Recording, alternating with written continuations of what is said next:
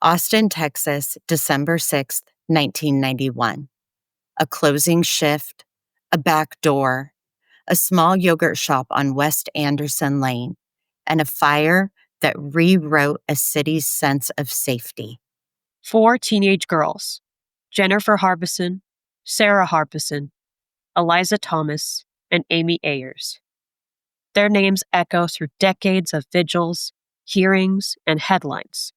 For 34 years, Austin has asked the same question: who killed these girls? Today, we finally have an answer to that question. What's the emergency? No problem. All units are I'm at the corner of Pleasant Hill and John Young Freeway. 1519 East 18.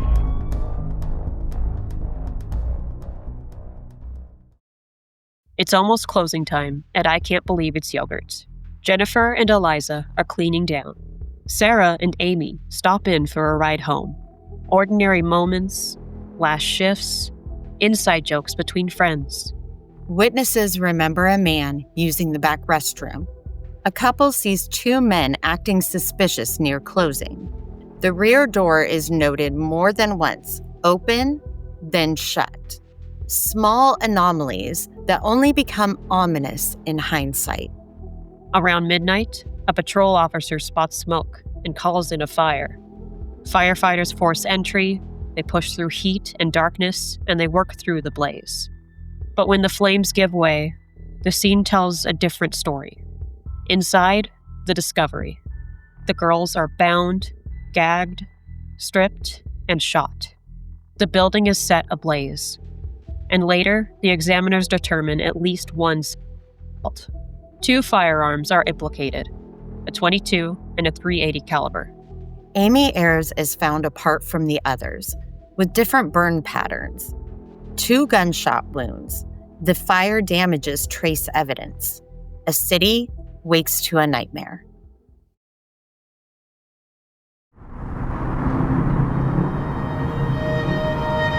This year will be 29 years. It's just like it just happened.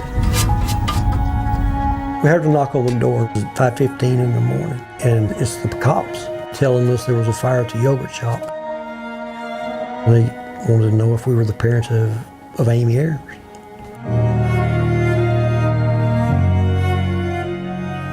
Our life changed forever that one night.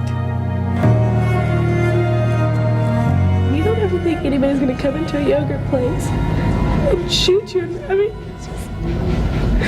and shoot you and all your friends. It just doesn't happen in a yogurt place. We owe ourselves as a community a resolution to this case. It's frustrating that we're so close. Everybody says that you'll be better with time. It don't get no better.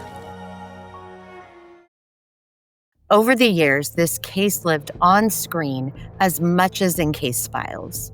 TV hours, podcasts, and long-form documentaries have kept the questions alive. Most recently, the 4-part HBO Max docuseries, The Yogurt Shop Murders, released in August of 2025, directed by Margaret Brown, revisited the original investigation, interrogation tapes, and the family's fight for answers. National shows returned to the story too. CBS's 48 Hours aired a 2022 special tracing the case's turns and the emerging DNA avenues that would later become pivotal. True crime outlets and series like A&E's Cold Case Files revisited the scene and history, helping a new generation understand why Austin has never stopped asking who did this, and why the early confessions demanded scrutiny.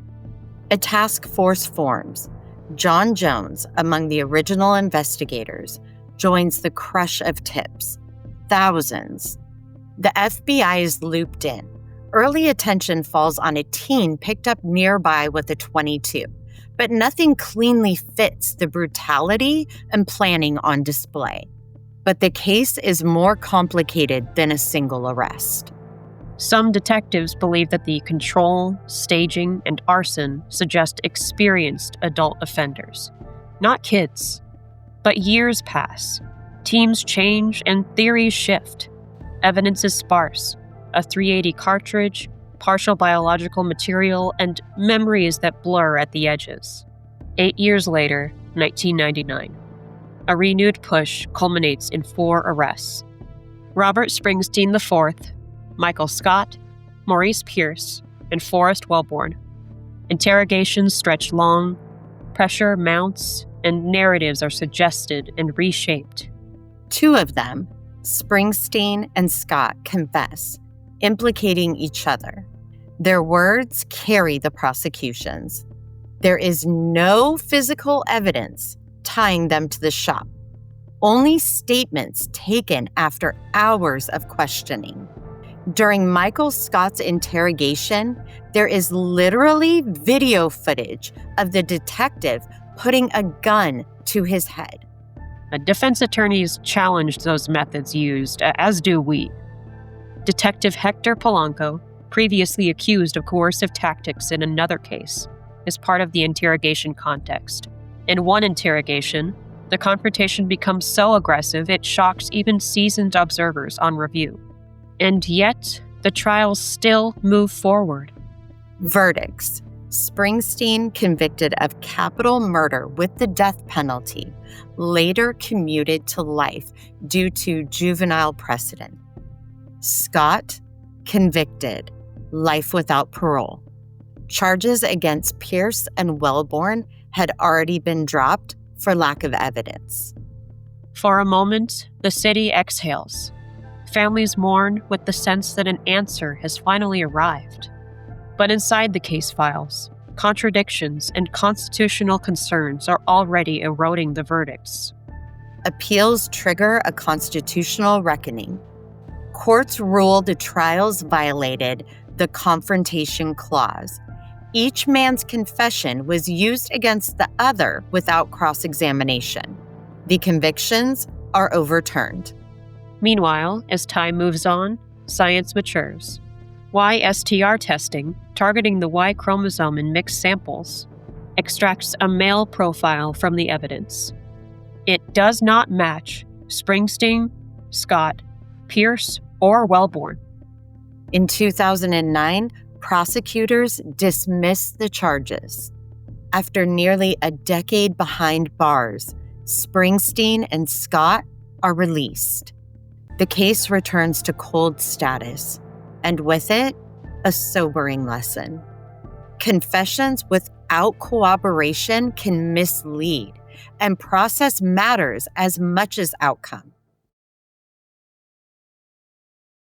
This man is shopping for clothes at the mall for a very special occasion. I just got off death row. Robert Springsteen was wrongly convicted in the yogurt shop murders. He was actually sentenced to death for the slayings of 4 teenagers in an I Can't Believe It's yogurt store in Austin, Texas in 1991. His conviction was later overturned after he spent 4 years on death row.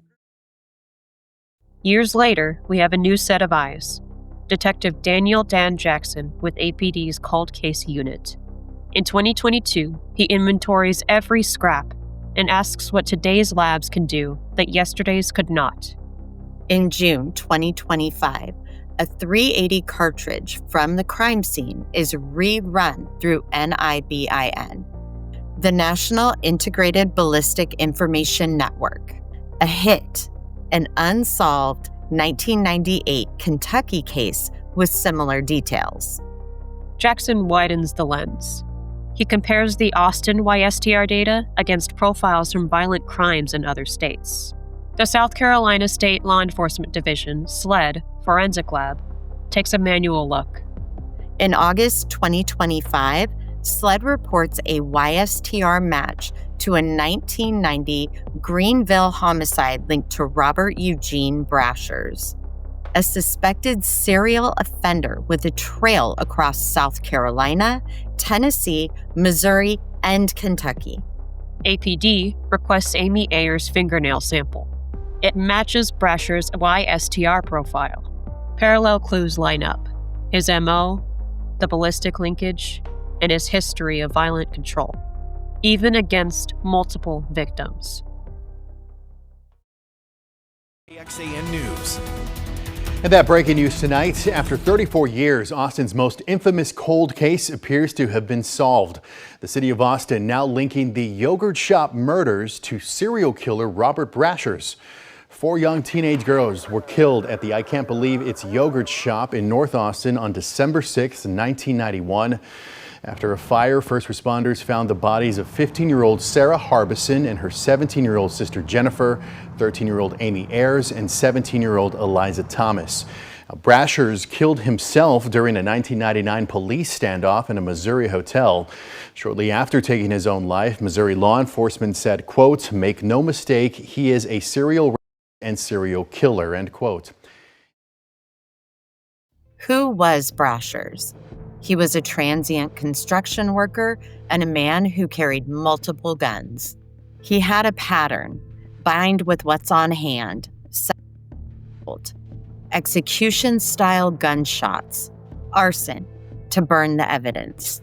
1997, Memphis. He controls 4 women alone during a home invasion. 1998, Missouri. A mother and daughter are murdered. South Carolina, Tennessee, Kentucky, a violent footprint that crosses borders in years. January 1999, cornered in Missouri, Brashers turns a gun on himself. The weapon is the same make and model as the one implicated in Austin. Ballistic data from the yogurt shop enters a larger network, and the pattern becomes impossible to ignore. There's even more implicating details. Less than 48 hours after the Austin murders, Border Patrol stops Brashers at a checkpoint between El Paso and Las Cruces in a stolen car, carrying a .380 pistol of that same make and model. The trail had passed through Texas almost immediately. At APD, Chief Lisa Davis calls the development a significant breakthrough. DA Jose Garza speaks of the overwhelming weight of the evidence pointing to Brashers and to the innocence of 4 men. From the Texas Attorney General's cold cases and missing persons unit, Mindy Montford credit years of work across multiple labs and states. In City Hall, Mayor Kirk Watson tries to name the relief and the ache at once. Families speak. Barbara Wilson, mother of Jennifer and Sarah Harbison, Sonora Thomas, sister of Eliza. Gratitude that the truth surfaced. Clarity without vengeance. For the wrongfully accused, Springsteen, Scott, Pierce, Wellborn, attorneys like Tony Diaz call for formal exonerations and restitution. The law moves slower than science, but the public record is changing. For years, the case was a mirror. It showed how urgency can bend an investigation, how memory can splinter, and how confessions without corroboration can mislead. And yet, science persisted. Y-STR from Amy Ayers' fingernails. A single .380 casing requeried in NIBIN. Evidence kept, retested, reimagined until lines converged. We say their names: Jennifer Harbison, Sarah Harbison, Eliza Thomas, Amy Ayers. We remembered the families who carried their memories through hearings and headlines. And we say the other names too, the ones that remind us to do better. Robert Springsteen IV, Michael Scott, Maurice Pierce, and Forrest Wellborn. It's worth noting that years later, in 2010, during an unrelated traffic stop in North Austin, after allegedly running a stop sign, Pierce, facing severe PTSD in regards to any contact with the police, fled the scene, then struggled with Officer Frank Wilson and stabbed the officer in the neck. Wilson shot and killed Pierce. A grand jury ruled as self-defense for Officer Wilson. If you have information related to Robert Eugene Brashers or potentially linked crimes in Texas, Missouri, South Carolina, Tennessee, or Kentucky, contact your local authorities or appropriate state cold case units. In Austin, reach the APD Cold Case Unit and ask for Detective Daniel Jackson's team. You can also share vetted tips with Crime Solvers Central. We route credible information to the right agencies. Small details matter: dates, vehicles, job sites, even weapons. Support organizations that help the wrongfully convicted and fund forensic testing in cold cases. For the families, for Austin, and for the truth. Thank you for listening. This has been Crime Solvers Central. Until next time, stay safe, stay curious, and stay loud.